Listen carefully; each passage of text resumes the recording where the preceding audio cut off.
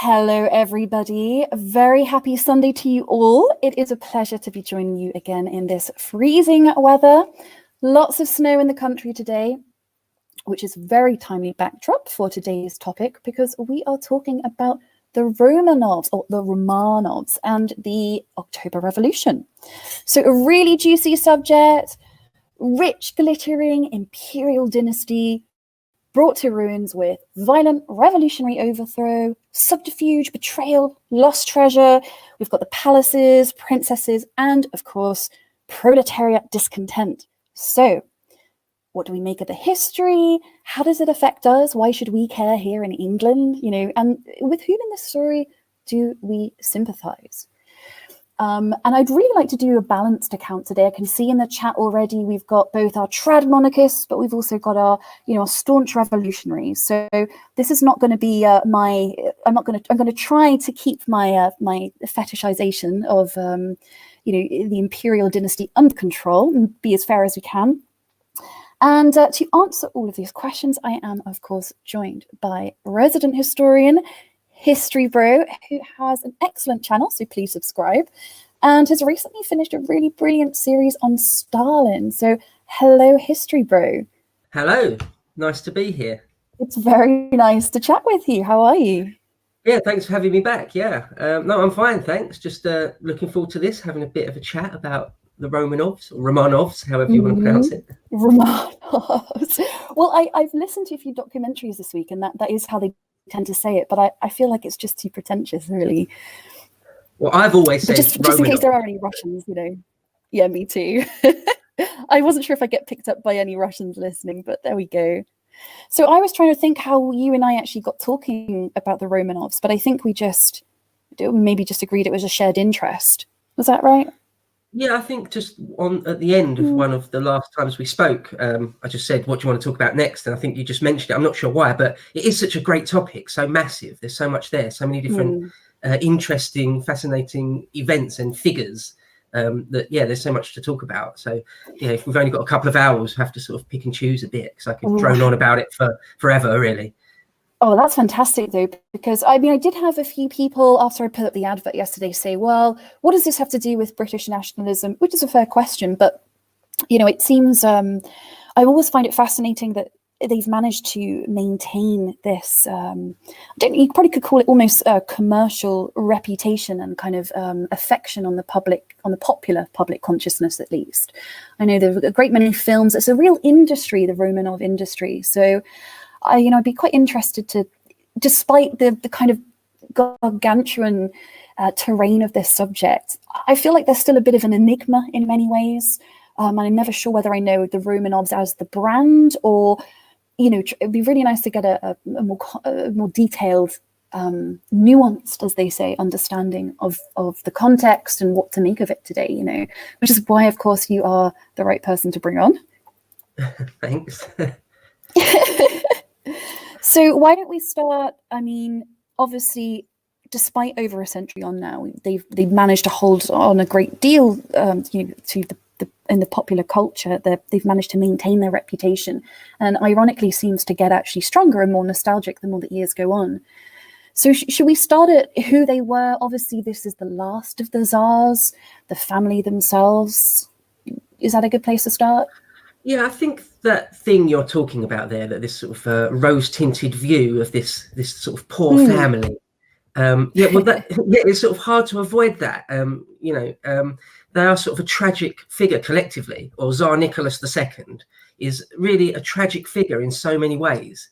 So I think that's what that is. And there's also this idea of sort of a golden age, the pre-World War I world, that was sort of a golden age before this catastrophe of World War I, which leads more or less directly, historians think, more or less directly into World War II and the Cold War, and just really the terrible tidal wave of endless events that was the 20th century.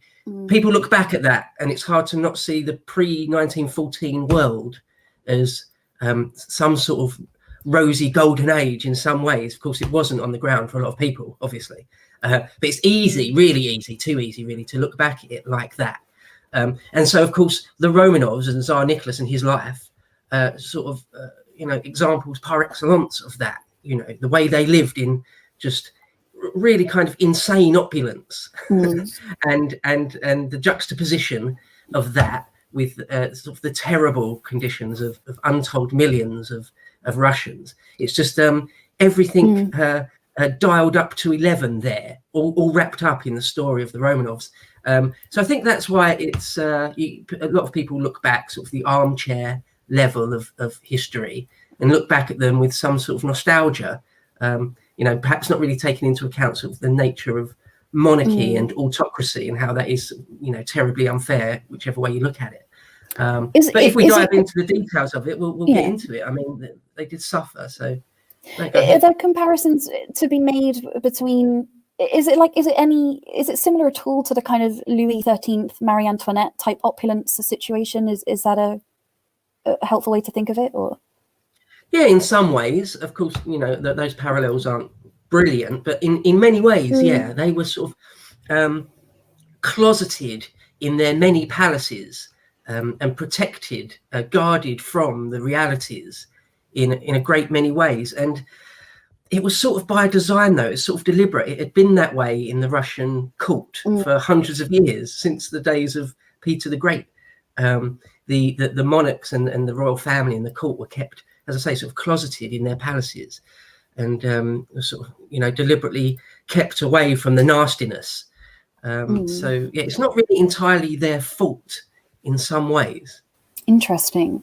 So how long before? Obviously, when I think of the revolution, I'm thinking 1917. But am I right in thinking it's actually a series of smaller revolutions as well that both precede and follow that as well? Is it more of a period? Well, so there's sort of three grand revolutions in Tsar Nicholas's life. There's the one in 1904, 1905, and then there's two in the year 1917. I don't know where to pitch this, but if I just pitch it at people who don't know anything about it, there's the February Revolution in Russia, which sees the toppling of the Tsarist regime and Tsar Nicholas having to abdicate. But it's not until October of 1917 that the Bolsheviks get in, and that's when they storm the Winter Palace. That's in October. So there's two revolutions in 1917, two different ones. And so it's a really quite complicated, messy period of Russian history. There's a couple of different provisional governments led largely by a guy called Kerensky. You might have heard of the Kerensky government or the Kerensky offensive. Of course, World War I is in the backdrop. It's a really, really complicated thing, and that's without throwing in stuff like Rasputin. Yeah, there's a lot there, but the main revolutions, I mean, Tsar Nicholas ruled for... sorry, go on. No, you go on. Crack on, please. Well, I was just going to say, I mean, Tsar Nicholas ruled for quite a long time. He became Tsar relatively young. I think he was about 26. He doesn't die until he's about 50. So he rules for a fairly long time. And that whole time, it's shaky as hell. I mean, his grandfather was blown to bits by revolutionaries when he was a 12-year-old. So his whole life, his dad was in a train. When his father was Tsar, when he was about 20-odd. It was in a train that was blown up and derailed, and loads of people killed. And so, Gosh. Yeah, his whole life, his whole reign was a shaky one, really at war with various revolutionary factions within Russia. The events of October 1917 are really a culmination of generations really of unrest. So yeah. And are all of those former revolutionary uprisings communist in nature, or maybe what you call Bolshevik in nature, or was that more the latter? Yeah, no. The Bolsheviks really sort of come in at the end. I mean, they've been around for a long time. But no. So the Bolsheviks didn't really have much to do with the February Revolution, really. I mean. So it's a really complicated picture. I did this for A-level and the Russian Civil War, because right after the Bolsheviks get in and get themselves out of World War I, there's just a civil war that lasts until 1922. So I did this at A-level, but which is quite a few years ago now, I must admit. But the details of all the different socialist factions, it's really complicated, and the Bolsheviks are just one of these different factions. They're the one that happens to become the supreme winners of this great game. But there's loads. There's the Mensheviks. There's a whole group that get collectively called the SRs, which is just like the social revolutionaries, which is itself an amalgam of all different types of parties. And then there's branches off of that just call themselves the left socialist revolutionaries. And there's just how leftist politics goes. There's this sort of endless smaller factions. And the Bolsheviks are sort of a powerful, established, and within that realm respected one of these many factions. So that's sort of what the picture is. I see. And how far back does the Romanov dynasty stretch? Because obviously I tend to think of them as just the single family, but really they're part of a long dynasty of Tsars. Is that right? And these happen to be the last installment. Yeah. I mean, the Romanov family is august, really. They start in the early 1600s, sort of 1620 or something like that. Tsar Michael I, I think, is their first one. And they've got just a long line of really, really great and ignominious Tsars. There's some really big names in there, like Peter the Great, Catherine the Great. And there's some ones that are sort of mad. There was one called Paul, Catherine the Great's son. Paul, Tsar Paul I. It doesn't sound right, does it? Paul isn't really it doesn't sound right. But he was mad, basically. Ended up getting his head caved in with a golden snuff box. Really? just as an example of all the different stories. There was one. Wow. The official story was that he died of a stroke, and insiders were supposed to have joked that it was the stroke of a golden snuff box. Like to the dome. Wow, is the snuff box in a museum somewhere, or is this long lost to history? I suppose. I don't know exactly. What a way to go! Had quite a few queens, quite a few princesses that sort of usurped power and had like really massive personalities of their own, and loads of court intrigue and court coups and behind the scenes love affairs and all sorts of fantastic stories. The Romanov line for sort of 300 years worth is just packed full of brilliant stories. Peter the Great would sort of executed people personally and things like that, or brought the pickled head of his wife's lover to her personally. Wow. Things like that, there's just loads of stories. So that sounds awesome. But by the time of Tsar Nicholas II, the last Tsar, the world's a bit of a different place by that point, and he's a very sort of staid gentleman, really. Nicholas II. He's sort of a really polite. He's way too nice. He seems very mild mannered. He does seem very mild mannered, which sounds ridiculous as a Tsar, but that is something I've heard a few times. A kind of a gentle temperament. Although I don't know whether that necessarily translates as benevolent or good to the people. I'm not sure. Yeah. I mean, we'll get into it, I suppose, in a bit of detail. But he didn't have like the correct personality traits, it seems. I mean, other people can decide when I tell you sort of the details and things. You can make up your own mind. But it's difficult to avoid the conclusion that he wasn't sort of hard-nosed enough. You needed someone who could sort of wield authority at least, or at least delegate most of the work of government to people that could.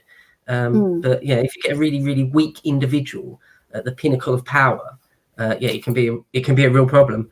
But one of the things I wanted to say, actually, that I hinted at, if we're going to talk about Nicholas and the end of the Romanov family and the rise of the Bolsheviks, was something that, I mean, I do this in a lot of my videos, and sometimes I get criticism in the comments about straying into the realm of psychology when I talk about some of these figures' early lives and things that might have happened in their childhood that might sort of be pivotal to the character of the adult that we're going to look at in detail.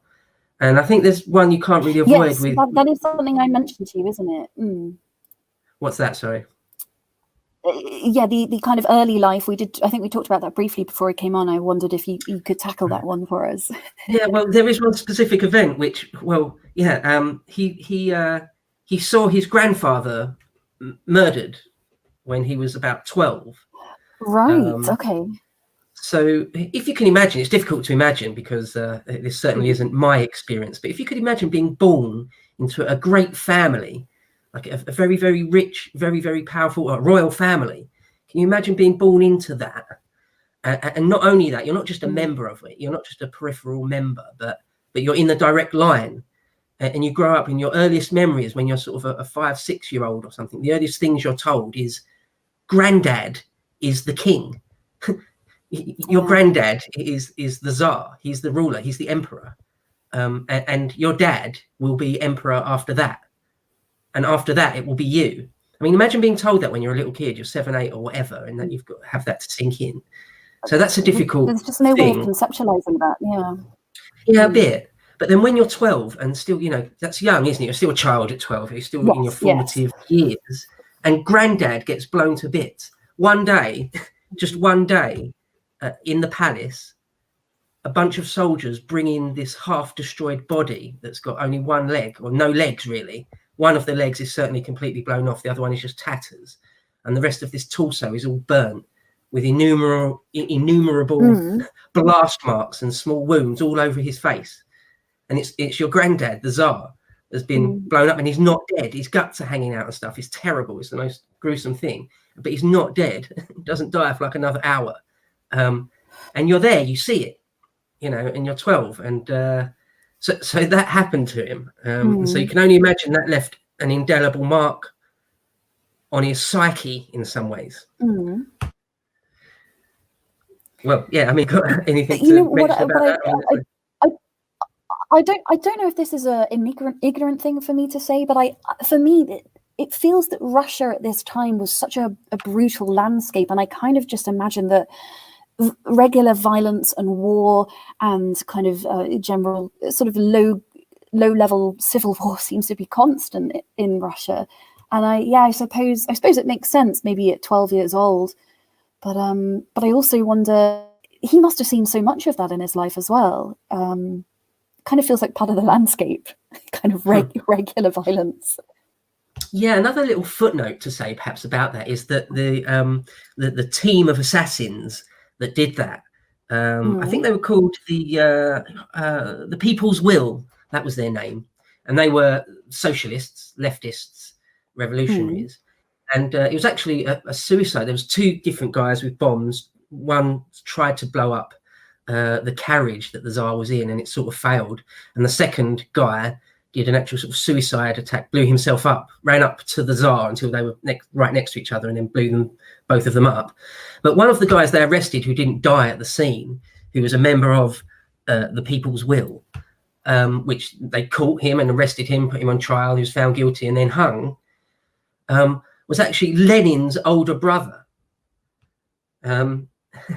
Now, of course, we all know, don't we, that Lenin goes on to, depose the Tsarist regime and, issues the orders. We can only imagine, or we're pretty sure, we don't actually have them, but, issues the orders to have them all killed in the end.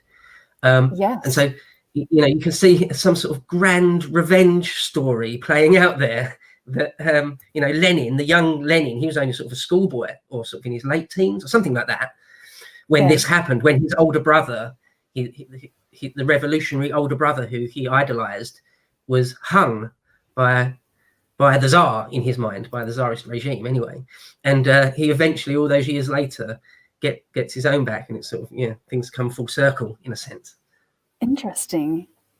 That's really fascinating. I didn't actually know that, I'll be honest. What period then does Lenin come in? I mean, is he at the forefront? You said it was led by Kerensky, but is Lenin at the forefront of the Bolshevik revolution as well, or is he sort of slightly? Yeah. Does he take on the provisional government after? So maybe just talk about sort of the chronology of events a bit, because it's a bit messy. But Lenin is the undisputed, by 1917, or long before that, by the turn of the 20th century, Lenin is the absolute undisputed leader of the Bolshevik faction. So the Menshevik, as I said before, there's lots and lots of different leftist and socialist factions in Russia, in the Russian Empire. And 2 of the main ones are the Mensheviks and the Bolsheviks. And at different stages, they worked together and hated each other and went to war with each other. And it's a long, complicated story. But there's no dispute that Lenin was always sort of the granddaddy of the Bolsheviks. So but he's always in exile, or nearly always in exile, and he only goes back to Russia in 1917. But when he does go back in 1917, there's no question that he's the leader of that Bolshevik faction. And as I say, they don't actually seize control until October. So does that sort of answer your question? Yeah, it does, absolutely. So at what point is the Tsar and his family exiled? Because I actually had thought that they were murdered first in the Winter Palace, but I hadn't realized it was actually slightly after that in a sort of a much smaller, innocuous location in the suburbs, so to speak. But it's an extremely remote Siberian cellar in which they finally met their end. I mean, extremely remote. It's like a 4-day train journey into the tundra, into the great taiga, the great endless forests of Siberia, and then another 2-day boat ride into the wilderness. And so they died in a really sort of remote place, extremely remote place. But I suppose that story of, no, they didn't die until I think it's like July 1918, and he first abdicates in, I think, March 1917. So there's a lot of over a year or 18 months or nearly period there. So I mean, you want to go into that story a bit, or sort of the earlier downfall, how they got to the point where he had to abdicate. Yeah, that would be good. I think it's called Ipatiev House. I've just looked it up, and the ruins are still standing. But as you say, it's a really innocuous sort of remote, or now ruin, but it still looks pretty nice compared to the House of Special Purpose, they called it. Oh, which is very ominous, isn't it? Isn't it? Yeah, that is. It's like there's one of the squares called the Square of the People's Wrath. Very scary sounding. So yeah, how do we what's the general discontent then in Russia? Obviously this is culminating towards revolution, but what is the main sort of general problem that the public or the people, so to speak, have with the Tsar? Is it just that it's a kind of proletariat uprising? What's the situation here? Well, I mean, the problem they had is much older than Tsar Nicholas and his reign. Much older. It's older than Marxism. The problem is, I suppose, ultimately, is the relationship between the people and their rulers. So famously, for quite a long time in Russia, there was serfdom, the system of serfdom, a type of indentured slavery in many ways, the way souls actually belonged to their tenants, or their overlords in some ways. And the Russian rulers had struggled with that for generations upon generations before Nicholas II. Like I say, his grandfather was assassinated over the same sorts of issues. And it's interesting, actually, that even his grandfather was sort of the end of a long period of struggling, or one of the many waves, I suppose you might say, or you could look at it, of struggle. And he was a great reformer. Those assassins that blew him up that day had actually blown up one of their greatest supporters in many generations. So all through the Napoleonic period and earlier, different czars had sort of different policies about how strict they would be with the serfs, the question of serfdom. And some czars were very strict and would crack down on it, and others would allow some reforms, and it would sort of ebb and flow a bit. And Tsar Nicholas II's grandfather, the one that got blew up, was one of these czars that allowed a great amount of new reforms and was very lenient. And so it's sort of ironic that he was assassinated in a way. But anyway, a lot of people at the time said he'd sort of let go of the reins and had allowed the horses to run free, and allowed the forces of revolution to have too much free rein. But so anyway, by the time Nicholas himself becomes Tsar, because his father only reigns for, I don't know, about 12 years or 13 years or something, not too long. He sort of died suddenly when he wasn't too old. So Nicholas inherits really quite an unstable political situation by the time he even ascends to become Tsar. So he had quite a legacy to contend with then. He was given a difficult hand, I think. Yeah. So, I mean, we talked about he gets at the very end of the 19th century, and it's in 1904 that a war sparks off with Japan, and Russia, the Imperial Russian Empire, is expected to win that. The Japanese are the underdogs, even though they've got a sort of a modern navy. They're just not on the same scale in all sorts of ways in terms of industry and economy and population, and they're upstarts in many ways. But they the Japanese, well, essentially in a nutshell, they launch a preemptive attack against the Russian fleet, defeat it, and then when the Russians turn up with another fleet to humble them, that gets defeated. There's a battle of Tsushima, I think it is. Or Tsushima, I think it is, where the Russians are sort of they're unexpectedly beaten, and have to sign a sort of a kind of a fairly humiliating treaty. And well, anyway, there's a revolution that happens across Russia at that exact time, and it comes very close. The revolution of 1905, it comes very, very, very close to toppling the whole regime. As I said in my Stalin video, might be repeating some of the things in this that I said in that, but the events that happened in 1917 or something like it very nearly could have happened in 1905. The Tsar being forced to abdicate and some sort of civilian, provisional government come in, and then God knows who knows what after that. But that very nearly happened in 1905. And it was only really by the skin of their teeth that they were able to crack down and keep going, at least for a while. So is the Romanovs kind of legacy as being, obviously they're very much in the public eye, are they remotely popular with the general public, or is it sort of divided? At the time?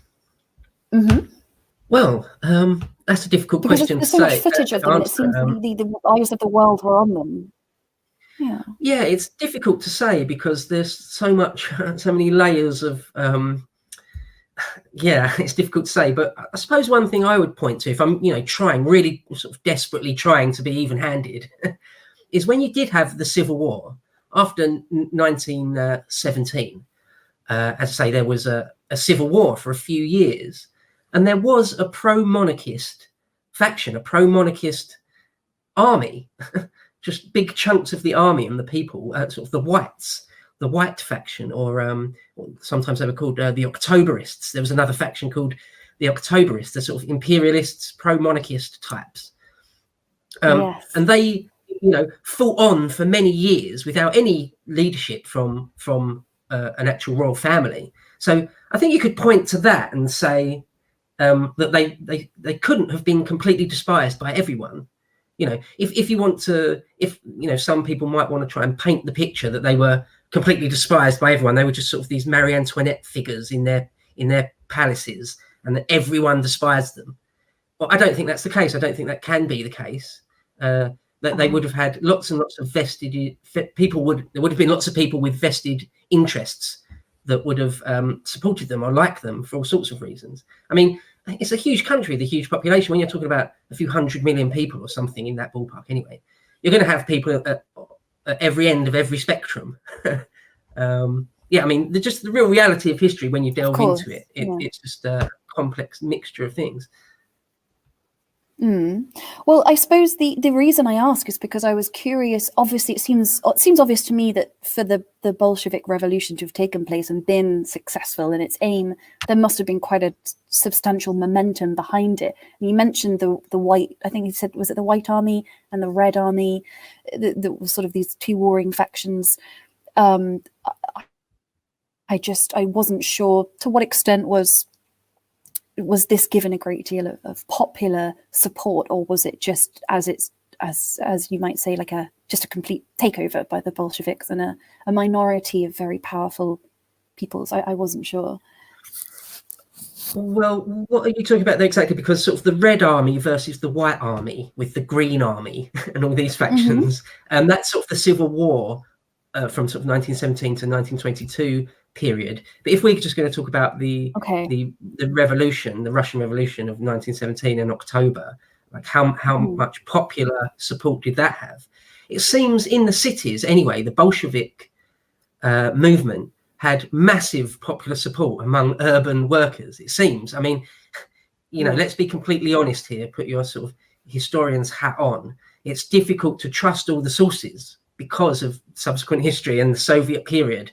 A lot of it is tainted and slanted. You know, can we be confident that the accounts saying that all the workers were unanimously behind the Bolsheviks in the summer and autumn of 1917, can we be confident that that account is accurate? You know, it's difficult. You've got to be skeptical. You've got to be honest and serious about it. But nevertheless, it does seem, I think, that they had a popular amount of support in that window of time, at least from, as I say, the more urban working classes, because they put together so many Soviets, so many workers' organizations and workers' committees and different what's the word? Union movements that had just massive memberships. That seems to be a matter of record. So there's a lot going on. One of the things I would characterize Russia in 1917 as is just sort of a maelstrom, a big storm of different things going off at once. And it's quite difficult to sort of keep track of it all. But I would say it that really is. Sorry, I mean, I was just wondering. I mean, I've lost my thought now. Go on, you carry on. I've got so many questions. That's a problem. Well, just going back briefly to the, if we're going to concentrate more on Nicholas and the Romanovs, going back to that revolution of 1905, you've got like the battleship Potemkin incident, sort of kind of famous, and what he had to do was really give the green light to some quite serious people in his government to crack down and have martial law and shoot into crowds and run down protesters with horses, with sort of mounted Cossacks and things. He gave the green light for some fairly serious things to go down in order to maintain his power. And that was done. When I was researching for the Stalin video, you know, his story sort of concentrates more on things that happened in the Caucasus, in modern places like Georgia and Azerbaijan, places like Baku. And it seems there were just mass killings on the street, just lots and lots of bodies, you know, so it's, you know, quite a serious thing. It's not like protests we have now. It would be a sort of almost running street battles, that sort of level.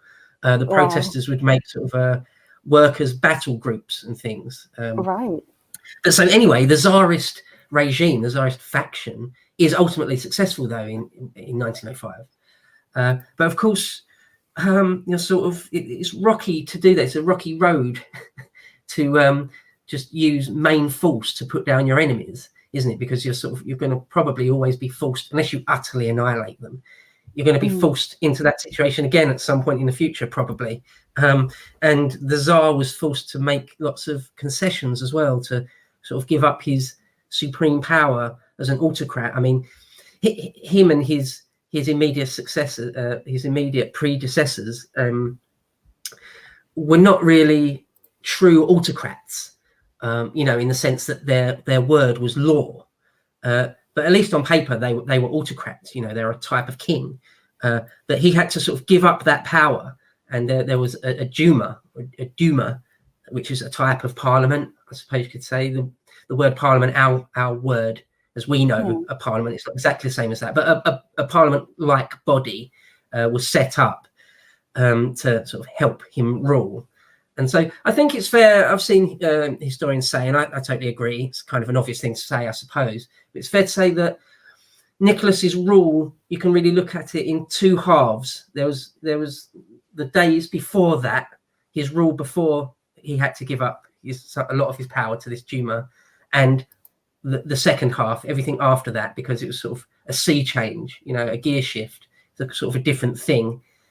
And some have said, and when you can step back and look at it from a distance, someone said that the seeds of his destruction were sown then, without a strong personality, it was always going to be a slippery slope to, not necessarily his death and all his family's murder in a Siberian cellar, but his doom, his political doom, was sown in sort of 1905, 1906. So I suppose that's an interesting thing to note. And also one of the guys that he had to pick, because he wasn't strong enough to put down all these rebellions and revolts himself, but he picked sort of a strong man, a Stolypin, his name was, as sort of an interior minister and later a sort of a prime minister, to be a strong man with a strong hand to put down all these rebellions. And in 1911, at a theatre, the royal family, a lot of the princesses were there, and Stolypin, very close to the royal family, was just shot and murdered in front of them by a revolutionary. So the assassination of Stolypin, and again, it's another example of just the reality coming very close to the Romanovs, suddenly, almost out of nowhere, like when Grandad was blown up that day. It's like, just sometimes the brutal reality of what's out there will sort of very suddenly interject into their lives. And, it only sort of gets worse. As I say, it is sort of a slippery slope downwards for them. Okay, so obviously the little boy, I think his name is Alexei, he's the Tsar's son, and he is destined to be, obviously to continue that lineage. So when the revolution occurs, is the end game immediately to kill the family? Because obviously or is it simply to exile them, and that unfolds later, of course. But was that the intention? Yeah, sorry, was there two questions there about Alexei the boy and when they would decide to be killed? I assume that they were after him in particular. So rather than just exile, was there was the end game to make sure that the heir was finished off as well? Yeah, so, well, it depends who you would have asked. So the Bolsheviks had decided long ago, in like 1903 or something, like long before they ever had any realistic chance of being the government of Russia, they had had a committee and had a vote and decided that if it was ever up to them, they would kill the entire Romanov family. they were for execution so that was decided as far as Lenin and his party were concerned. But they're not in control of things in February 1917 when the Tsar has to abdicate. There's a provisional government led by, at least mainly in part, by this Kerensky, who is an SR essentially. He's a socialist, but he's not a Bolshevik, so he's nowhere near as hard line. So he's not under any political pressure to sort of just murder them straight away, or anything like that. Whilst the Romanov family are under the control of a Kerensky-led provisional government, they're in a tough spot. They're in a dangerous situation, but they're not immediately going to be executed. So it's only later that when the Bolsheviks get in control that they are executed. It's surprising, actually, to me that they weren't killed quicker, because, as I say, their death doesn't occur until July 1918. And there's a lot of sort of back and forths in the last few weeks and months of their lives. There's a lot of shady backroom goings on, and lots of different factions try and stick their oar in, and it all gets messy. But it is a bit surprising to me that they weren't sort of murdered as soon as Lenin could have done it. But anyway, that's how it plays out. What would you say to the statement that they got what was coming to them, to put it bluntly?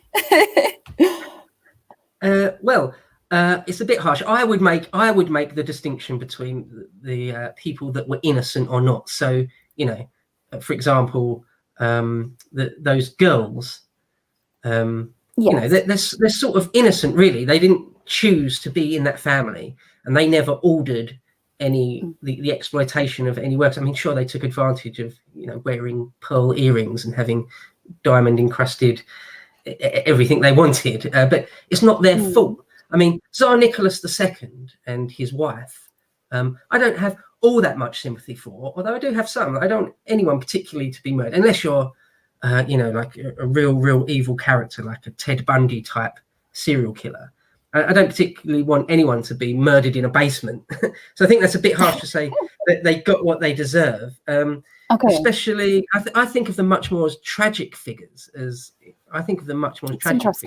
Although I don't think they particularly got what they deserve, but I don't have much sympathy either. Not much, really. Not for Nicholas. I do for the girls and that little boy. I mean, what is he, 13 or 14? Like, he's kind of an innocent very young person in this. But yeah, I don't have that much sympathy for Nicholas, because his destiny was in his own hands for decades, and he sort of, in my opinion, and lots of historians I think would agree with this, he led himself to that cellar in many, many ways. It's a difficult story. He's a difficult figure to get a handle on. He's a complicated figure. There's a lot of people in history, they're relatively straightforward. Genghis Khan, quite a straightforward figure. Stalin, in many ways, is straightforward. What you see is what you get, more or less. And other people have, kind of a more rich inner life, or have, I don't know, more, there's just more sort of emotional depth to them, and they don't make sense always, and they make contradictory decisions, and they seem, he's quite a human figure, and just not really, as we say, not really cut out for the job he was supposed to have been asked to do. Well, that's an interesting lead to Rasputin, really, because I know that Nicholas's missus, I forget her name, the Alexandra. Zarina, Alexandra, Alex. That's right. She obviously has a bit of a not necessarily romantic, although I'm not sure, but is quite infatuated with Rasputin and brings him in, and he starts to take on quite an active role. Is that correct? Not necessarily in place of Nicholas, but whilst he's at war, he seems to be interfering, put it that way. What do you make of that? Yeah, there's definitely reports of that. Rasputin's enemies, there's reports that he tried to interfere in government. So the figure of Rasputin is a great one, a comically weird one. Have you ever seen the film with isn't it? Alan Rickman? There's the film. Is it Alan Rickman? Yeah. I think from the 70s or maybe early 80s. I don't think I have. No. Yeah, it's good. No, I don't think I have, actually. I might give that a watch later then, because he is a fascinating, I mean, it's sort of disgusting in many ways, but absolutely fascinating guy. I mean, the number of miles he seems to have walked just out in the tundra on his own. Bunkers. Yeah, he is fascinating. So I suppose his story is mixed up with that of Alexandra. Right. So I think she was quite a credulous person, without being too harsh.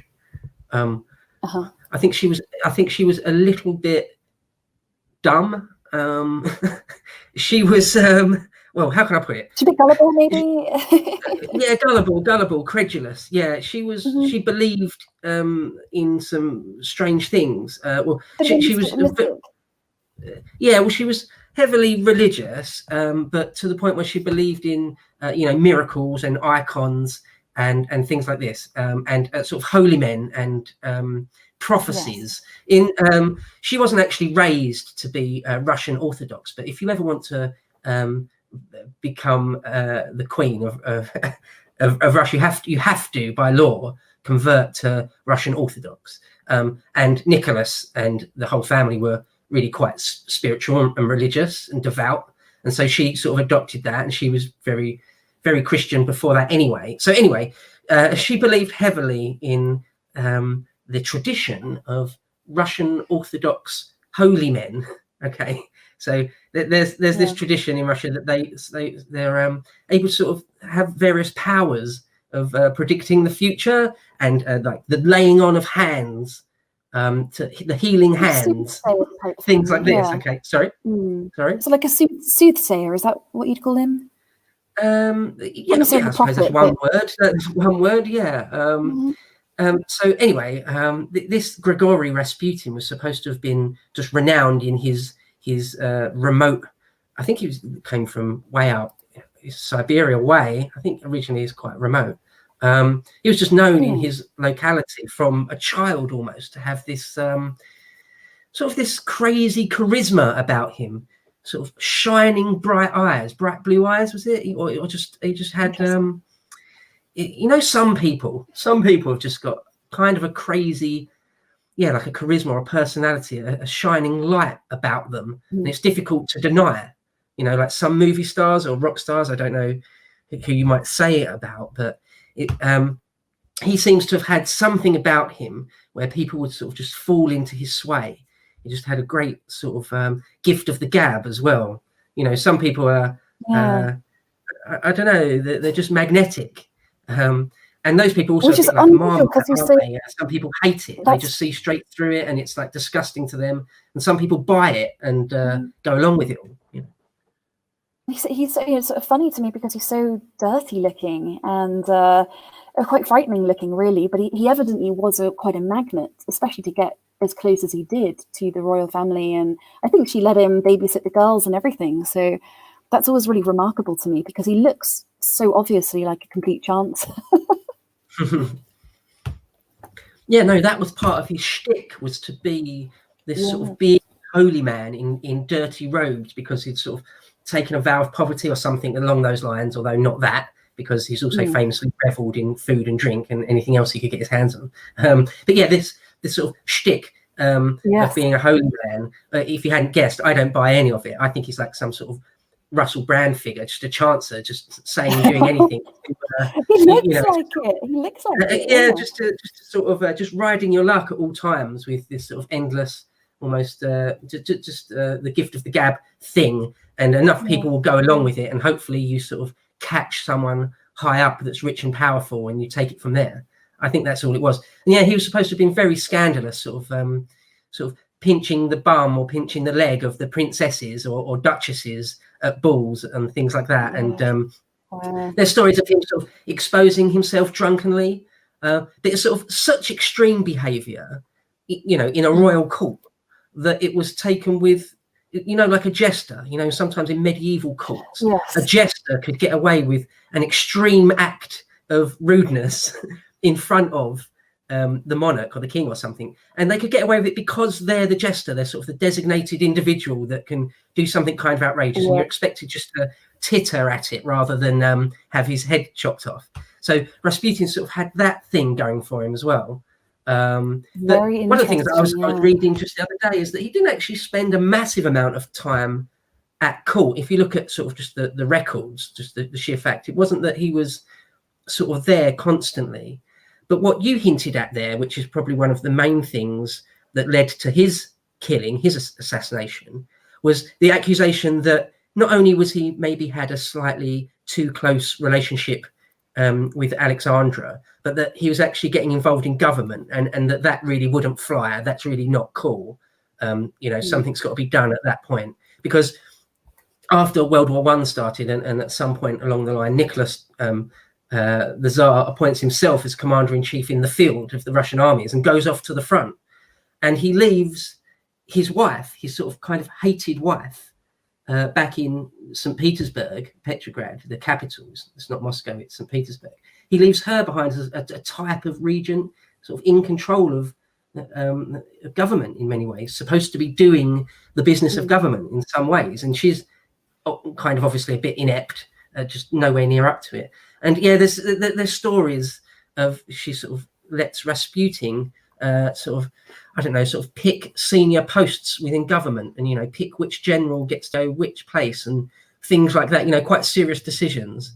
Now, am I right in thinking that she thought that he was actually helping, particularly with the little boy, because did he not have a what's the blood disease called where it doesn't clot? That's right, yeah, and she seemed to think, and I do think that some of the records do seem to show, or accounts I should say, that actually he did seem to have this miraculous quote unquote recovery, which sort of was a bit of a fuel for her being convinced, you know, regardless of what you make of that. No, that's but totally that seems to be her main concern. So it's amazing how close it got. Sorry, go on. I interrupted. No, that's it. That was it. So I think there's a slight lag here, but so that's one of the main angles of Rasputin, which I haven't said about, is that he was supposed to have been able to heal the Tsarevich, the boy Alexei, the heir to the throne. That's sort of the whole reason they would even entertain having this dirty old man in their presence at all, is that Alexandra was convinced he could heal the boy. And so there is something strange there that I can't explain. I really can't. If you do believe the accounts, that they're kind of, well, they're unbelievable. It's difficult to know exactly what's going on there. The only thing I can really say is, or hope to point to, is the placebo effect. Okay, so haemophilia is a disease where you don't have the right chemicals in your blood to make scabs to clot up, basically. So whenever you're cut, your blood clots up and scabs over. If you can't do that, you could bleed to death. Any cut, you'll just bleed out, right? But with many diseases, there's various degrees of severity, I suppose. And this boy, the boy Alexei, the heir to the throne, had it really quite bad, to the point where if he even got bruised, it's a serious problem, because a bruise is just an internal bleeding, isn't it? That's what a bruise is. You've just sort of bled internally a bit. Yes, of course. That's what that is. So even a bruised knee could be really a massive problem, could lead to his death. It would certainly lead to agony for quite a long time, him being bedridden. Now, that's not really any sort of life for a little boy to live.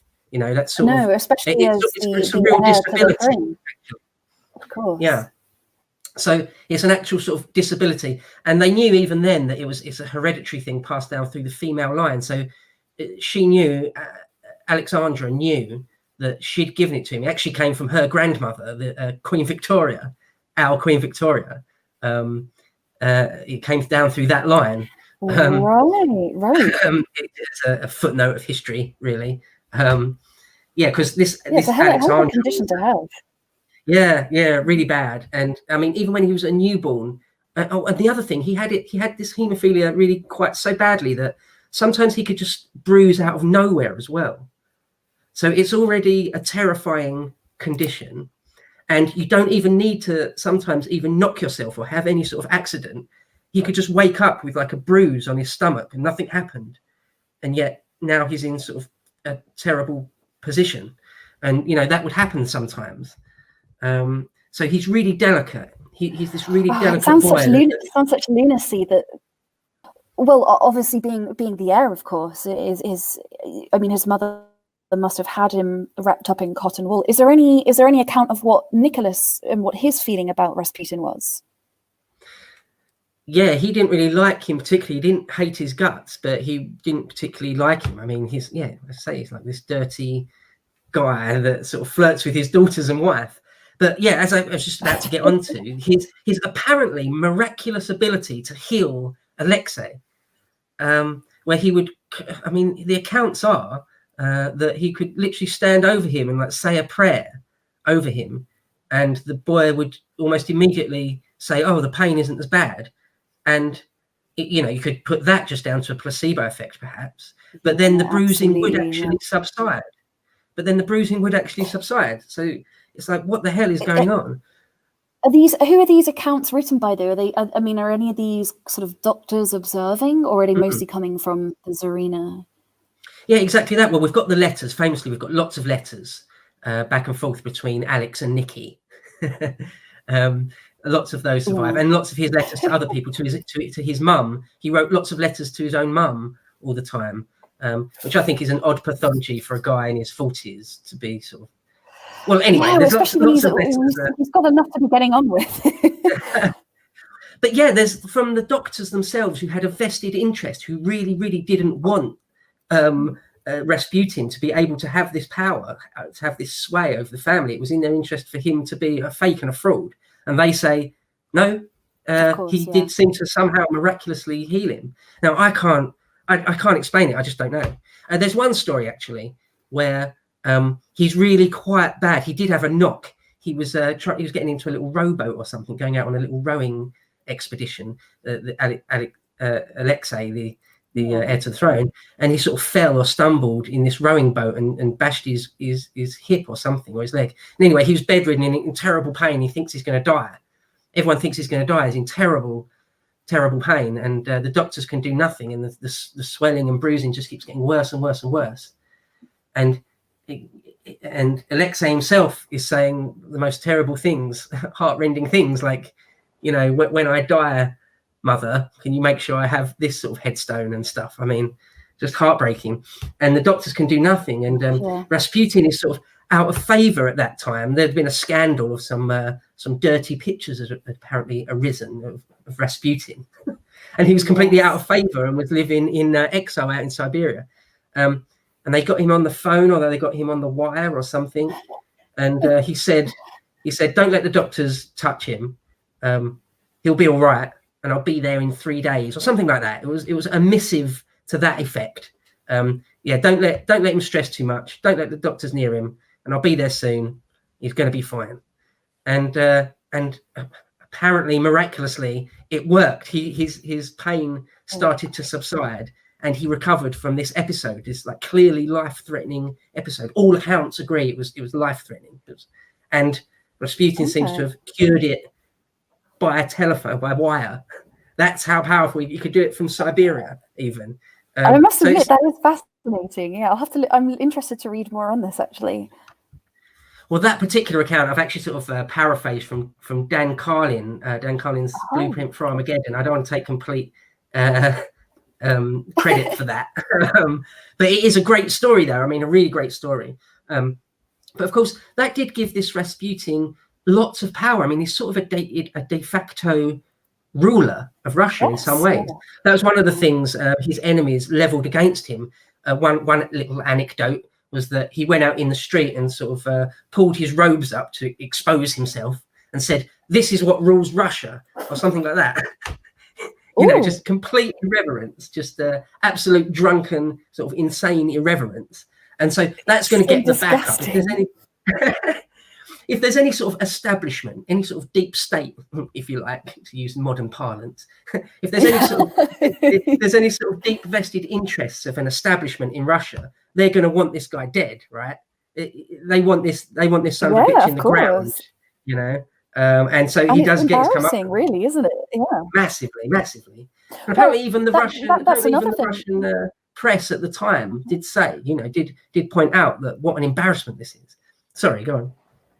Well, just as you said, he got his comeuppance. Am I right in thinking that one of the stories that they attempted to poison him at first with several cream cakes, which he scoffed, and there was no visible impact. Maybe he was a bit sick, but it didn't kill him at first. I mean, they'd lace these, is that right? Cream cakes with poison? Yeah, so Rasputin seems to have been bordering on indestructible. Again, we don't know how many of the surviving accounts of people that were actually there on that night, how trustworthy they are. But sort of the popular story is that, they lured him, one of the princes, can't remember which one, there's so many, there's such a huge family, but one of the senior princes and his entourage lure Rasputin to have sort of some sort of midnight soiree where they get him drunk and give him poison food. Yeah, I can't remember what it's poison with, arsenic or something even more deadly. And they give him loads of it, and it doesn't seem to do anything.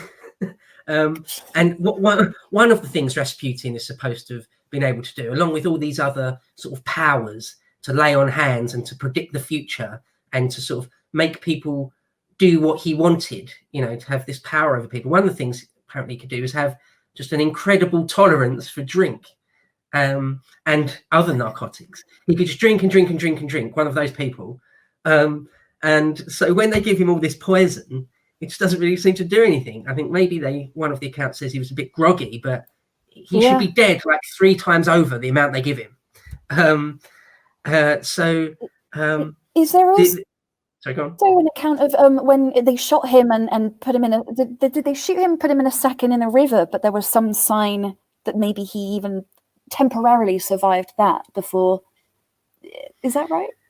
Yeah, so after they poison him, pardon me, after they poison him and it's not working, I think they just attack him, basically. I actually can't remember in perfect detail, but they basically attack him and smash him over the head and stab him. And I think they might even eventually gets out into a courtyard, and I think they even shoot him again, but not in the head or anything.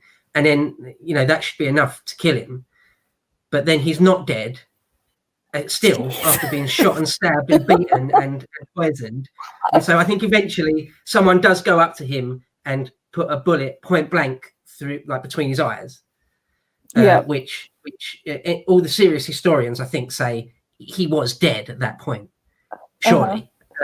But what they do is they take the body and they I don't know if they put it in a bag or not, but they throw it in the river, the icy river, or in a carpet, I think. Yes, I think that's it. Yeah, roll like a carpet or something like that, and chuck him in the icy river. And well, some of the story is that when his body is fished out days later, pardon me, whenever it was when his body was fished out, some say that his lungs were filled with water, suggesting that he drowned rather than the bullet in the head that killed him. But I don't think that's true. You know, as I say, serious historians will say that surely is bullshit. Or some people say his fingernails were, or his fingertips and his fingernails were all bloody, where he'd been scratching on the underside of the ice, where he was still alive in the river. But I think we don't think that's true. That the final bullet at point blank range in the face, you know, come on, man, that certainly would have killed him. It's a nice bit of folklore, isn't it? I suppose. Yeah.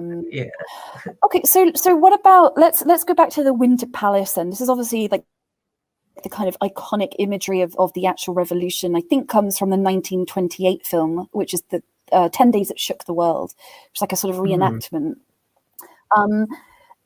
The Winter Palace, obviously, how long has the Tsar and his family been out of there and exiled, or is, you know, presumably they're going in there to catch the rest of the aristocrats?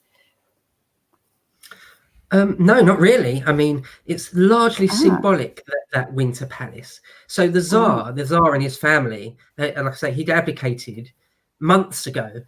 That the storming of the Winter Palace is in October 1917. Or just quickly to say about the dates, because the Russians went by a slightly different calendar. They've got an Orthodox calendar. We're on the Gregorian calendar, you know, which is in sort of the Catholic Western tradition, and they're on a slightly. So sometimes you might hear it the November Revolution, or sometimes the February Revolution is called the March Revolution. Anyway, the October Revolution. The Tsar and his family had abdicated months before and weren't in St. Petersburg. They're already miles and miles away. And the Winter Palace itself was largely deserted, despite how it's shown in 10 Days That Shook the World.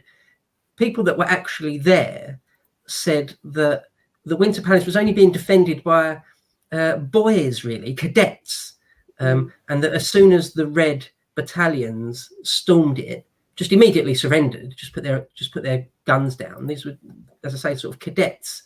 And the Winter Palace, there was sort of no real damage done. I think there was like a few broken windows, literally. I'm not exaggerating. I think that's the extent of the damage that was done to the Winter Palace. So it wasn't like this raging mob that was just pillaging everything and certainly not burning it down or anything like that. But it was just sort of more of a symbolic thing. So the 10 Days That Shook the World was originally, I believe, I might be getting some of this wrong. I really hope I'm not, but if I am, I apologize. It was written by John Reed, I think. I think it's a guy called John Reed, an American sort of left-leaning, sort of socialist, sympathizing American journalist.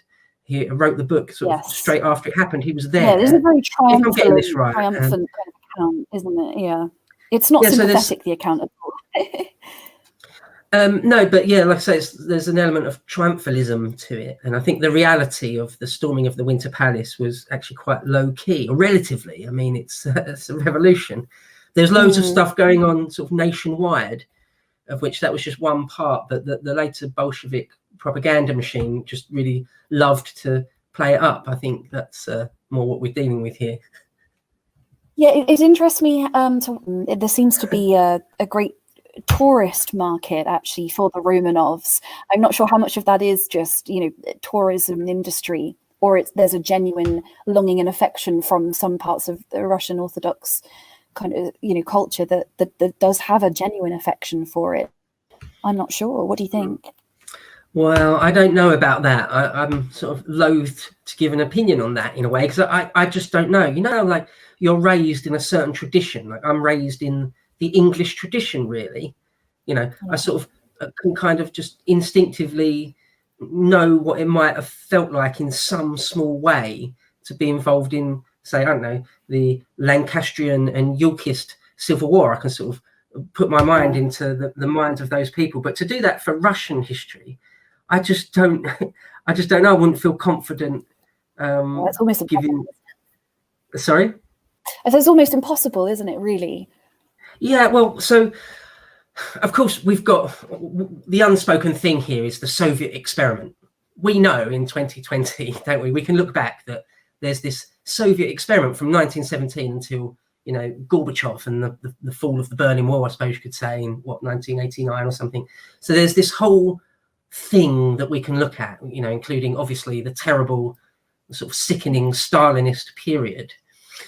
So there's some people in Russia that look back on that period, you know, fondly, aren't there? There's some, incredibly. I think Slavoj Zizek is one of those people that I think there's lots of people in Russia, you know, and I don't really want to speak for them. I don't really want to put words into their mouth. I don't really want to say, oh, there's loads of people in Russia that love the Stalinist period. And by the same token, I'm sure there are lots of people in Russia that look back on the Tsarist period fondly and love it and wish it had never been removed. I'm sure there are loads, but I just don't, you know, I just don't know about it in enough detail to confidently say this is how the Russians feel about the Romanovs. It's just not really my place. Do you know what I mean? I hope it's not a cop-out, of course, to say that. I just don't know what the sort of where they stand in the popular consciousness. You know, if you took an average sort of Russian boomer, sort of someone who's sort of a boomer generation, and asked them what they felt about the Romanovs, I don't know what sort of the average answer would be. I really don't. Yeah. The reason I suppose I ask is only because I noticed that so many of the churches that were destroyed at the time have been, you know, gradually being rebuilt, and I have noticed that quite a lot of them do have these various chapels and whatnot that seem to be dedicated to the Romanovs, and but maybe it's just a kind of culture industry. I do notice that people the world over are really fascinated by them. You have all these, you look at Christie's, you get these buyers from Hong Kong and New York, and everyone wants a piece of the Romanovs.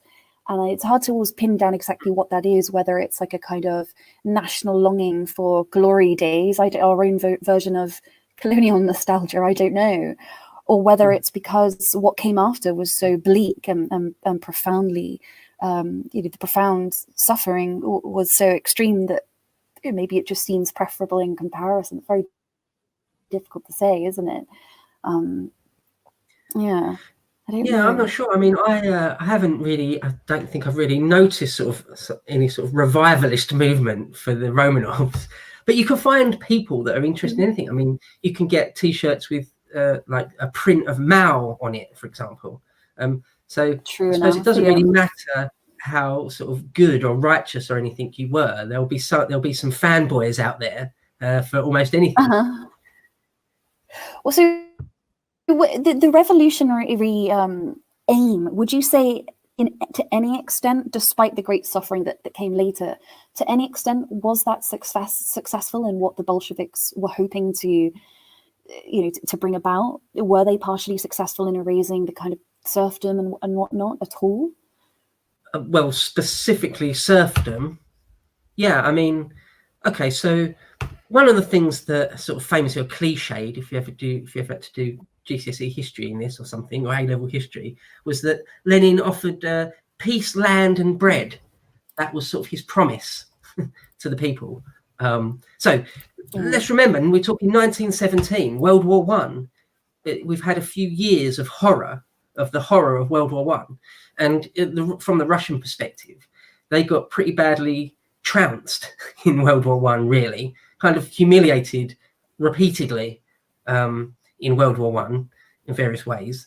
They had a set of big offensive, the Brusilov offensives, and basically sort of throughout all of 1915, they were really on an extended set of strategical retreats There's this thing in sort of war gaming of the idea of exchanging space for time. If you can just retreat without losing too many men again and again and again, whilst you regroup, and it will shorten your lines of logistics and extend your enemies. And in other words, exactly that, you're exchanging space that you retreat into for time in order to get together counteroffensives of your own. And they're doing that for the whole of 1915. I mean, that's kind of terrible, on the tactical strategical level to be doing it. It's humiliating. And 1916 it isn't much better. And in the end, after the Tsar has to abdicate, he gives this terrible situation to his successors, to the provisional government, mainly led by this guy Kerensky. He hands over this sort of dire, this terrifying situation of World War I that the Russians have got to deal with on their front. So this Kerensky, or the first provisional government, what they decide to do is fight on. I mean, suppose if you just look at it, what your options are fight on, or have some sort of peace, come to some sort of agreement with the Germans or the Austro-Hungarian German alliance. But if you're going to come to some sort of agreement with them, it's going to be a really shit one for you from the Russian point of view, because they know they've got the upper hand. They could walk all the way into St. Petersburg if they want to, really. Some historians have said that. I was listening to someone just the other day saying that at a certain point in 1917, if the German high command had wanted to send divisions to St. Petersburg, they probably could have done it. So the Russians in this whole affair are massively on the back foot, massively the weaker partner. And yet Kerensky decides to fight on, even though the army is more or less disintegrating in the field. And more than that, he's a socialist. He's an SR, basically. He's a leftist revolutionary. So he allows sort of political commissars to go into the army, into the front line, and sort of sow sort of political discontent in many ways. So the Russian army is completely falling apart. And so if we move on to the next point, when in October, when Lenin and the Bolsheviks become the government, the Soviets become the government, they're now then handed an even yet worse situation in terms of World War I. It's even worse. Just a terrible thing. And what they decide to do, Lenin decides to send Trotsky to negotiate a peace. It's the Bolshevik policy to have peace. I mean, as I say, that almost cliched line that Lenin promised peace, land, and bread. They were his three great promises to the people, to the proletariat. And peace is the first one. So Lenin's policy was to get peace at almost any price. And the one they came to is the Treaty of Brest-Litovsk. And it's a really, really bad deal for the Russians. Really bad. Can you say a bit more about that then? What does it involve? Yeah, so, I mean, it's so bad that it led to the Civil War. I've heard historians say that once the Treaty of Brest-Litovsk was signed, it was inevitable that the Bolsheviks would have to have a civil war with all their enemies, because it's so bad, it's so humiliating. What it meant was basically Russia, or now the USSR, I don't think you can actually technically call it the USSR yet, but anyway, Lenin's government basically gave up hundreds of years worth of gains. So they gave up like Poland, Finland, loads of the Baltic states, nearly all of the Ukraine, massive chunks of Belarus, the Crimea, multiple wars over multiple generations just for that. Gave up little bits of Russia, ancient Russia proper, like areas around the Don River. Okay, it was like something like a third of Imperial Russia's population was just handed over to the Germans. So it's a massive thing. Sorry, go on. I'll ask a silly question. Sorry for the naive question, but what happens to the citizens who were actually in these lands? They're considered under occupation then, or they're no longer Russian citizens? Sorry, I don't know. Yeah, well, no, that's right. It's at a stroke of a pen. They're now under the domain of the Kaiser rather than the Tsar, or rather than the Lenin's new provisional government. Yeah, a stroke of a pen. Yeah, it's crazy, isn't it?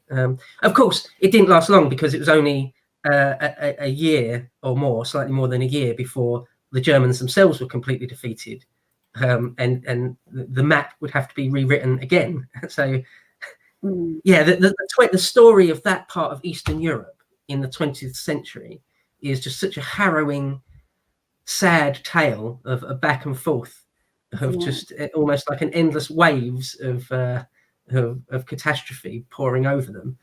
Yeah, it's really bad. Oh. It's interesting to me that peace is the sort of primary goal, because it doesn't seem to take long until the civil war also erupts between the Bolsheviks and the counter-revolutionaries, the whites, so to speak. So obviously, peace was not necessarily considered prominent or to be a priority in the face of counter-revolution. They were actually quite, would you say, quite violent and aggressive in response to the sort of whites, they called them, is that right? Independence movements. Yeah, so as I mentioned a minute ago, I've heard someone say, and I totally agree, that after the signing of this Treaty of Brest-Litovsk, which ended the war for Russia, it did put an end to the war. It meant that a civil war was inevitable, because it was just that bad. It was that much of a seismic thing.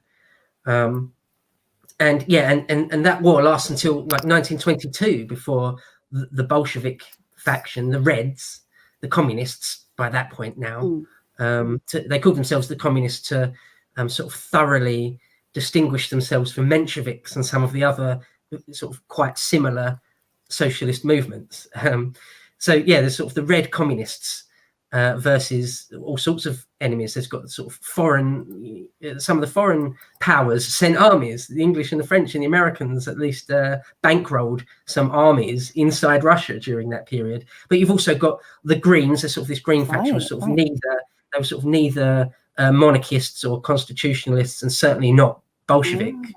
So there's sort of the Greens, and then there's the Whites, which is sort of Octoberists and imperialists and monarchists and constitutionalists. But this sort of overarching umbrella of calling them the Whites or the White faction, that's sort of a really not very stable cover term, because it actually encompasses lots and lots of different factions, and they never were able to hold together well enough. And in fact, that was their ultimate problem. That was the thing which really, in the end, just with to talk sweepingly here, the thing that meant their destruction was that they were never able to really work together. And the Bolsheviks, for all their failings, were sort of a tight-knit group in terms of ideology, in terms of purpose and goals. So there was this years-long civil war, and you've got the Red armies basically versus everyone else, and Trotsky is the head of the Red armies for a lot of it, and for most of it. And it's a really, really bloody, brutal civil war that doesn't end until 22. Well, I mentioned just before we came on, I mentioned to you briefly Alexander Kolchak, or Admiral Kolchak, who's always been quite interesting to me. Seemed also a polar explorer, but a military leader. I think he was, commander of all Russian land and sea forces or some such.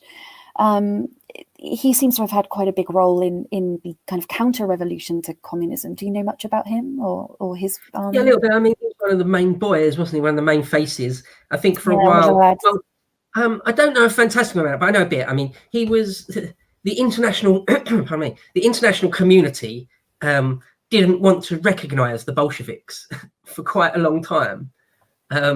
The same happened with Mao and the Chinese communists. For quite a while, the international community, or the UN as it was in Mao's time, refused to recognise them for quite a while. But of course, we're talking much earlier, so it wasn't even the League of Nations yet, but or just starting. But the international community, I think, recognised him as some sort of government in exile. You know, you can have all sorts of different arrangements go on. But I know he was certainly considered one of the leaders of the white movement, of of the sort of constitutional monarchists, I suppose they were. But as I say, it was only really a very loosely knit coalition of quite disparate and really quite fragmented groups with all sorts of different ideas. And he was some sort of figurehead, but was never able to truly unite them in any sort of, not enough anyway, for them to be able to topple the Bolshevik regime. So there are lots of questions, and I don't know if you're comfortable talking about it, but a lot of people are wondering. You mentioned that the Bolsheviks, or the Reds, if you like, have this quite close, tight-knit common aim. And a lot of the members of the provisional government seem to have been ethnically Jewish. Is that a common theme? Just a question that keeps coming up in chat. Would you say that is that the general consensus of historians, that, as Solzhenitsyn said, they weren't Russians, but they were Jewish Bolsheviks? Is that generally agreed upon in the historian world? I'm going to look out for Susan's eye of Sauron pointing at us now. We're going to talk about. I'm honestly curious. I was interested in what the historical sort of consensus is. Well, I mean, just the simple documented fact of the matter is, I suppose you can say there were a fair few Jewish people at the top of the Bolshevik movement. I mean, Trotsky was famously Jewish. Leon Trotsky. I think Zinoviev was Jewish. Was it Kamenev? Lev Kamenev was Jewish. Sorry? Yeah, Lev Bronstein. That's Trotsky's real name, is it right? Is that right? Bronstein? I actually don't know. Probably, maybe. I think maybe Lenin was like a quarter Jewish or something like that. I'm not entirely sure. But it's funny, actually, because Stalin was fairly anti-Semitic. he would take the piss out of Trotsky for being Jewish. He'd say anti-Semitic things about Trotsky. So I think there is a stray some sort of theme of Jewishness through the upper echelons of the Bolsheviks. It's sort of hard to deny it. It is there, it seems. But then, as I say, Stalin wasn't a fan. I think I'm pretty sure he had a plan right at the end of his life where he was putting into motion some plan or other to round up Jewish doctors, specifically Jewish doctors, for whatever reason, some weird paranoid reason he had. He was going to round up all the Jewish doctors and have them murdered or thrown in gulags or something. So, quite a long list, isn't there? Well, I did think I would just ask, because I'm not actually sure, but it is a theme that people are curious about. But I'm never really sure how that correlates with, as you say, that there's also a lot of evidence that what you might call quote unquote anti-Semitic sentiment as well. So I don't really know. So okay, what else can we talk? Do you want to talk about the Faberge eggs? I have one more question, actually, just before we go on to that, because would you say, is there evidence? What's the evidence that the social conditions for, to use socialist language, the people, markedly improved? Would you say that actually? I appreciate that we're in the middle of the First World War here as well, but is there a notable improvement in the material conditions in terms of poverty and health, for the people of Russia under the provisional government as opposed to the Tsar? Is there much evidence of that? Oh God, that's a massive sweeping question. I know.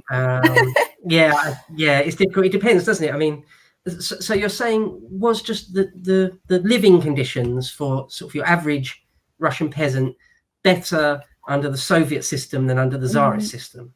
Is that what you're asking, do you think? Well, how would you respond, I suppose, to people who would say it was, the best thing that they could have ever done was to topple the Tsar and, that sort of imperial capital to bring about the socialist revolution? I mean, is there a marked difference, would you say? Yeah, I suppose, like you've just put, in terms of poverty, in terms of health and well-being.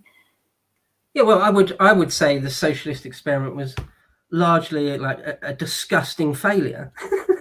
Of course, all the deaths in the Holodomor, the collectivization of much of Ukraine and Belarus is obviously a disgusting crime. So their standard of living didn't go up under a socialist rule, did it?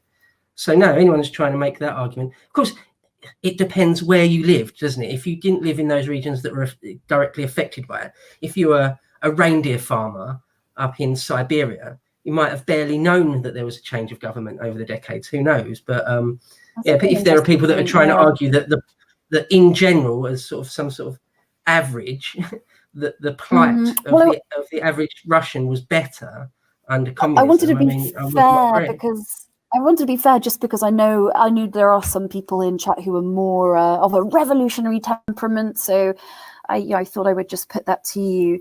I mean, it's a tricky one for me to deny. It's a pretty ugly history, isn't it? Yeah. Anyway, all right, Faberge eggs.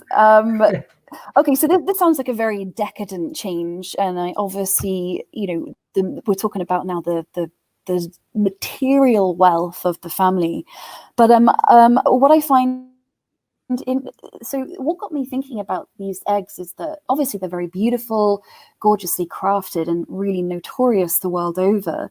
Everyone knows about Faberge, but I guess because they're part of like a kind of Russia's cultural inheritance in a way, they sort of belong to Russia as the nation, as opposed to necessarily just the family. And what got me thinking about this is there's an antiques dealer called Alexander Ivanov, and he's a massive billionaire. Obviously, he can afford to do this, but he sort of made his life commitment to. I was reading something on him the other day, and he's committed to bringing as much as he can back to Russia because he sees it as a kind of mark of dignity. And he said he felt embarrassed for Russia that, all these marks of a former height of power and empire were, maybe with a dealer in Hong Kong or China or whatever.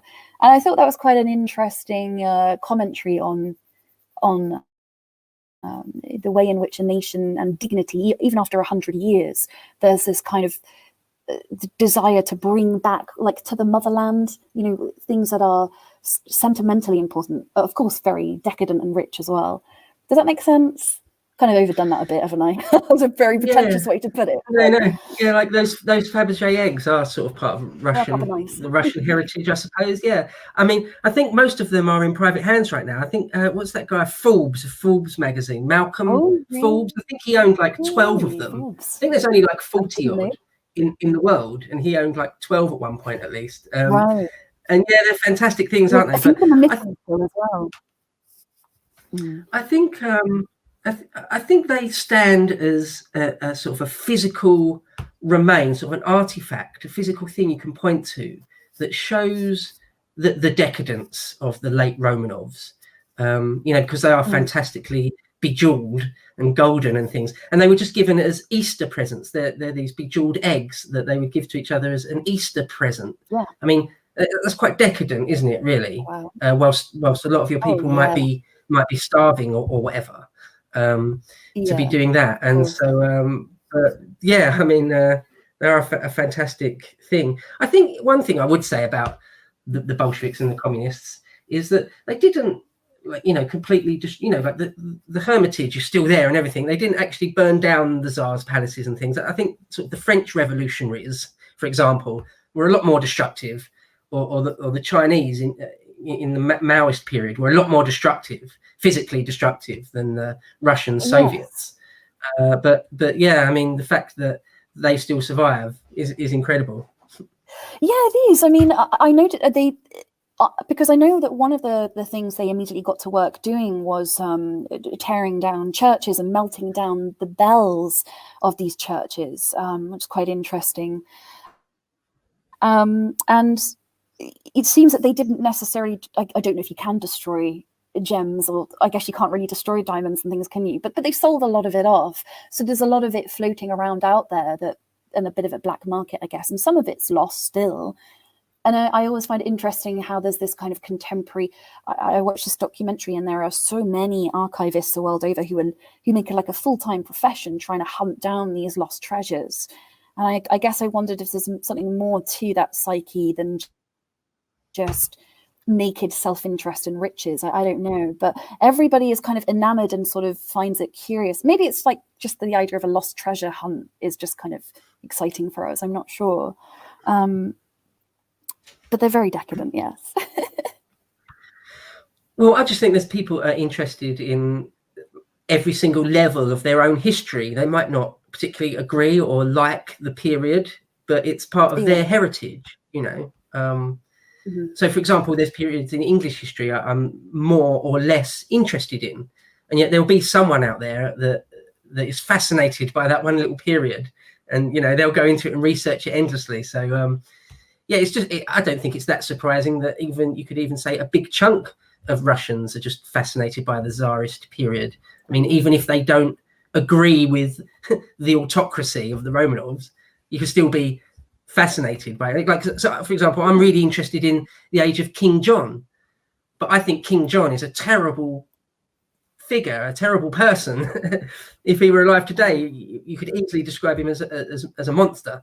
But that doesn't matter. I'm fascinated in his life and times, you know. So it could be the same with the Russians. You might not necessarily love what they actually stood for, but yet still be fascinated in sort of the artifacts from their time. Yeah, I think that's it. It's the artifacts and then the importance that seems to have for a lot of Russians. As I say, I mentioned this one fella. He sort of made it a life obsession to see them restored just to Mother Russia. I always thought that was quite charming, really. Or, as I say, he can afford to do so, but it was a kind of level of desire for a restored dignity after a century on. It's quite nice that that's not just these things don't disappear in memory as readily as I think a lot of us imagine they do, which always gives me hope for the UK. But yeah, I don't know. Was there anything else you had in mind you wanted to talk about, or well, I don't know. I suppose one of the only things I'm sure there are lots of things, but sorry. Yeah, I just think maybe we didn't really talk too much about sort of the final moments or really Nicholas's character, his personality. About we touched on it, about how weak he was or how he needed to be more strong-willed. I mean, there's they say that he sort of abdicated in his own mind months, maybe 6 months before it actually happened, and that everyone lost confidence in him. He'd clearly lost confidence in himself. And there's sort of some heartbreaking letters, or depends how you look at it, heartbreaking, but maybe just comical if you're not on their side, of Alex, his wife, saying, you know, stand up, start being a man, do it for me, do it for our son, do it for your family, do it for Russia. Interesting. And he's just like, yeah, no, okay, I'll try. Anyway, you're sincerely heartbroken, Nikki, things like this. That's very interesting. Yeah, his psychology is like I say, really interesting. He's sort of kind of a man out of time in many ways. He was like a loving, doting father. He was like really worried that his kids had got measles or stuff. He was more worried about that than how many divisions he'd lost in the war. Yeah, and just not the sort of figure. You know, she was saying to him, we all need you to be a Peter the Great and Ivan the Terrible type person. We need you to start leading, for God's sake. And you know, and he's just like, yeah, he's like really weak. And so, as I said right at the beginning, I suppose he sort of he led them to that cellar in many ways by not doing things, at least, but with by omitting to do things that he really needed to. And so, yeah, I find him sort of a sympathetic character in some ways, although I don't really have that much sympathy for him, as I said, but just a sympathetic figure in the sense that, well, as you said at the beginning, do you think he deserves it? You know, that's harsh, I think. Feel sorry for him. I guess what I meant was did they get what was coming to them rather than, you know, did they get what they deserved? I think there's a slight difference. But as you said, maybe by omission, by the things he omitted to do, really sort of led himself to the. Well, I mean, I would cellar. agree, just in general, with, you know, leftists or whatever, that it is sickening to see, you know, of course, I'm not a leftist, but, you know, it's not wrong of them to be sickened by this grandiose opulence, this sort of endless wealth that this family and their attendants lived in. You know, that is gross. So yes, of course, especially when you're in abject poverty. I wouldn't do that. But yeah, but is the penalty for that sort of death? I mean, they could have just gone to exile somewhere, just lived as private citizens. They didn't need death. But I don't know. I mean, the anger you might have got if you'd lived through their tyranny. I mean, to some, they're just simply tyrants. They're just so. Yeah, it's difficult to give a proper view of it. It's very, it is. I mean, were they actually murdered by other members of the Bolsheviks again, or were these sort of rogue vigilantes? I don't actually know who murdered them. No, they were the Bolsheviks. Yeah. So, well, it gets complicated. It gets kind of murky and complicated. So, when the Tsar abdicated, he was sort of immediately under house arrest under the Kerensky government in a palace. In one of his palaces, and he was there for a while. And then a few months later, because that whole summer of 1917 was really, lots was going on. There was like the July days. It was sort of just this period in St. Petersburg that was just sort of something approaching anarchy. And then there was the Kornilov affair, another famous thing in August, where there was just lots of political wranglings going on. And at some point they decided, this provisional government, who are socialists, you know, SRs, decided to move the Tsar and his family much further away, hundreds and hundreds of miles away, which is what they did. And that's where they moved to, you know, not as nice surroundings, but they and effectively kept under house arrest, you know, guarded at all times. And then they were moved again. Well, so as I say, there's just a sort of a messy period where different types of red factions wanted to control them. One's the Reds that controlled the region that they were in, and Siberia wanted control of them. Obviously, the central Bolsheviks back in St. Petersburg wanted to have complete control of them, and there was more factions as well vying for what was going on. But in the end, eventually, they fall into the hands of a red faction, which is taking orders directly from St. Petersburg, and it's those guys that do, in the end, they are the ones that lead them into that cellar in July 1918 and murder them all. I don't know if this is a myth as well, but is the story of their death that they were set up for supposedly taking a family portrait, a photograph, and that's what led them downstairs? Is that correct? Sorry, say that again. Were they? Am I right in thinking that they were told they were going to have a family portrait taken, and that's when they were killed? Or was it just is that a myth? Yeah, no, I think that's right. That they were told that's why you've got to go down. Well, I think they were told that we're moving you again. So, and then they were told to go in the cellar. And I think at the very last moment, they were told to sort of arrange themselves as though they were going to have a portrait. And then I think, because the exact details of it are a little shaky, a little murky. But I think at the last minute, they were told that they were going to be executed. The guy, the leader of the faction that was holding them, read out a little something, a small missive that said, you know, Nicholas Romanov, you've been found guilty of crimes against the people, or whatever it was. And then they were just shot. So it's all quite quick, all quite informal, really. Well, it's a political assassination. So, yeah, and the Bolsheviks rounded up all the other remaining members. I think there's 18 Romanovs in general were in total were rounded up and all killed. One of the aunties was thrown alive, an old nun who had been, you remember the granddad that was blown up? His widow, he'd fairly recently remarried a very young girl, and she was still alive. She was an old lady in 1917 and 1918, and she'd been a nun for many years since her husband was blown to bits, and they threw her alive down a mine shaft, and she just sung hymns down there until she died a few hours later. Really sad. That's sad.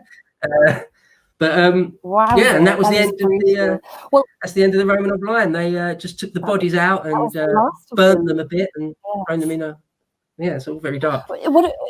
I do remember one thing I read last week, which I did think was sort of a combination of sort of almost poetic, but the ultimate symbol of just pure decadence is that the girls were wearing these corsets, and actually they'd been stuffed with diamonds, both as a way of sort of protecting them in case there was an attempted assassination, but also to preserve these gems.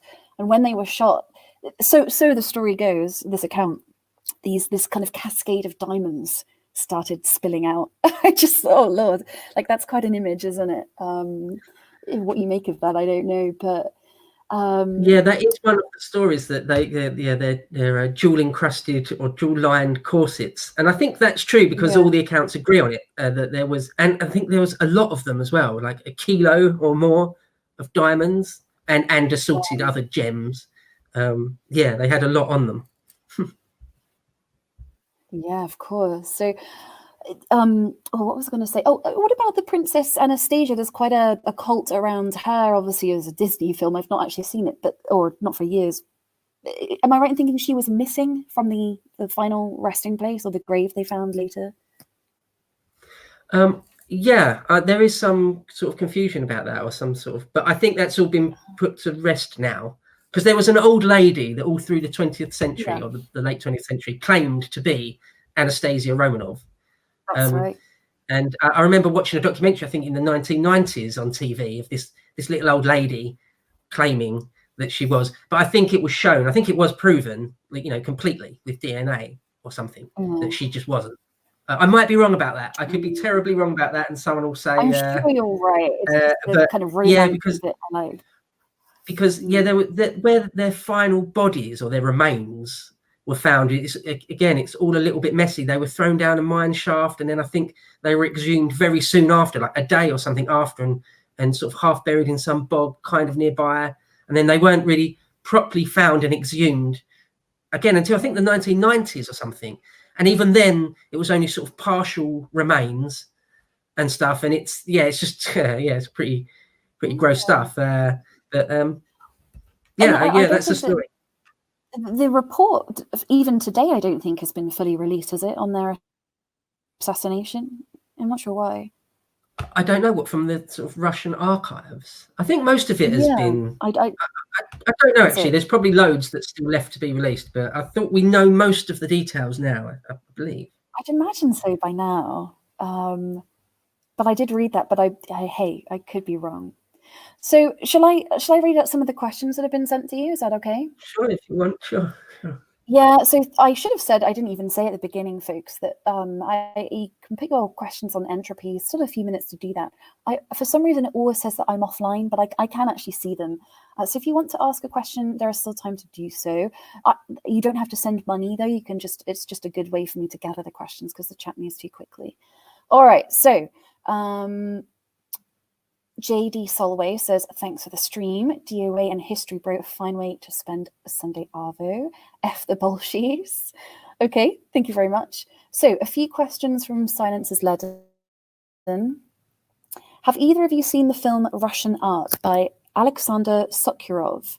And History Bro, what is your educational background? Also, do you think a higher education is worth pursuing, or is passion more important? So that's a couple of things for you, my dear. I haven't seen the film, no, have you?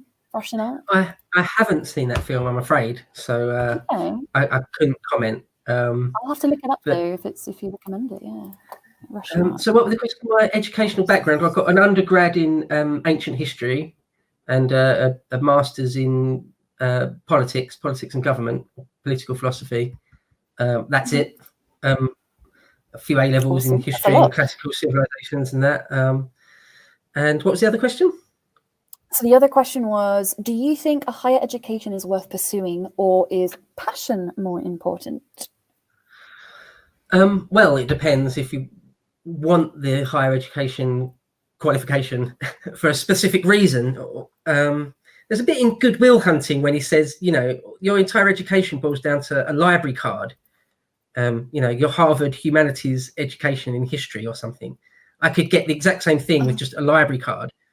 And of course, the modern equivalent of that is just having access to the internet, isn't it? Like you don't need a university lecturer in order for you to read Thucydides or Herodotus or something. You can just do it. But yeah, it's one of those great joys of But if people want to do that, it is good. I mean, I really enjoyed my time at uni. Really loved it. Really, sort of halcyon days in a way. To sort of, instead of working in an office in a cubicle, I could just read books that I found interesting. That was sort of nice. So yeah, it's not for everyone. I wouldn't throw the baby out with the bathwater. I wouldn't just condemn all higher education because the universities are lost or something, although that may be the case. I mean, it depends. When I went to uni, it was there wasn't too much of that. I mean, it was like in 2003 or whatever. But I really liked it. But you don't have to do it. You can just do the reading on your own. But it's up to everyone. It's up to everyone to choose their own path in life. If you want to be or to have a job where you need that qualification, then don't shy away from it just because you think like the entire academy is lost. I don't know. Who am I to give advice to anyone? Brilliant. Okay, so that's the. Well, you're very qualified, and I think you're getting a lot of love in chat, so absolutely. Okay, so Michael Phillips, hello sir, has asked, how did the communist group sideline the liberal/democratic groups during the revolution? Right, well, I mean, they weren't particularly sidelined, they had a civil war.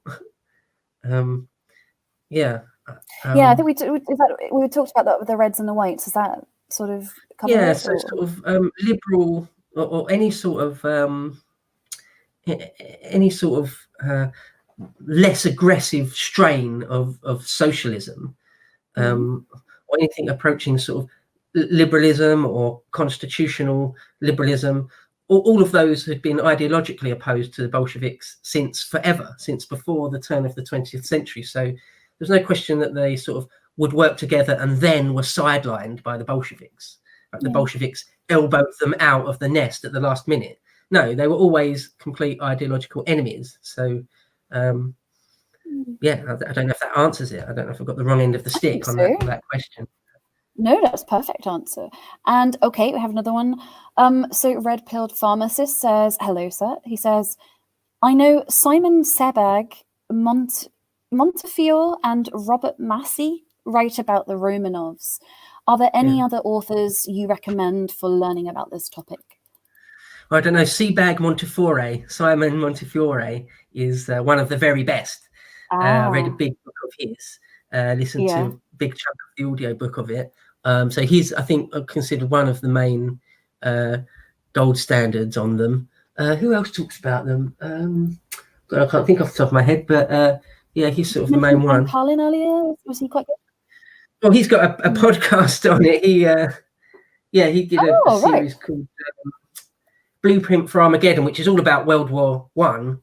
But the podcast is all about 1917. He just gives a lot of time, a few hours, to sort of the Russian picture at that point. Talks all about Rasputin in detail and stuff.